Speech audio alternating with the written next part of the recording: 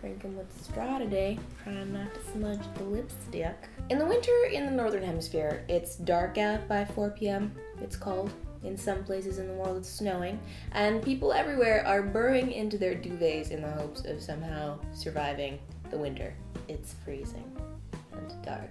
And some of us have just celebrated a holiday that involves bringing live pine trees and boughs of greenery inside. Why do we do that? Well, historians have traced the earliest uses of what we now call Christmas trees to a couple thousand years ago in Northern Europe. In some countries up there, the sun never fully rises during the day in the wintertime, and it gets to many tens of degrees below freezing, so it's safe to say that the Scandinavian Nordic area can get you a little bit down in the dumps. The theory is that ancient peoples probably brought green living things inside during the winter to mark the passage of the solstice, and also just as like a reminder that there were living things in the world outside that would still be there once they survived the wintertime. Keep the spirits up, so to speak. This once pagan ritual of bringing green things inside was then commandeered by early Christians who were trying to get the natives to adopt the religion, even though most scholars are pretty sure that Jesus was born in the summertime. It's just easier to hijack an existing celebration than to create a whole new one, and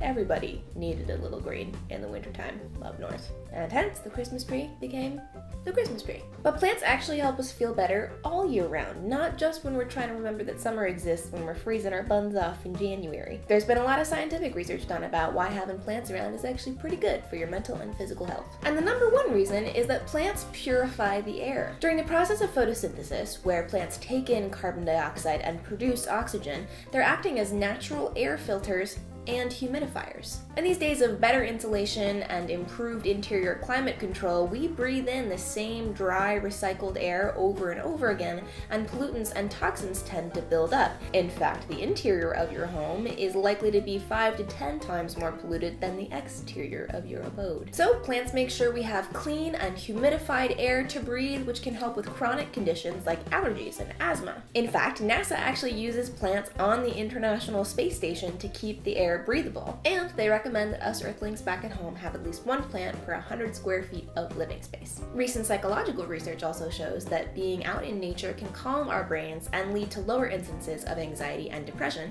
especially compared to urban areas with little green space. Along those same lines, bringing nature inside in the form of house plants can also have a calming effect and can help lift and balance your mood. Potting your own plants or working in any kind of garden, even if it's just a window garden, goes even a step further. It turns out that certain microbes in the soil actually combat depression, and this can be one of the reasons that dirt smells kind of good. I highly recommend bringing plants into your home, especially in the wintertime. But it's a really good idea to choose plants that are hardier and a lot more difficult to kill, because then they're not an extra responsibility or something you need to worry about. They're just kind of there. They exist. They make you happy. They're green.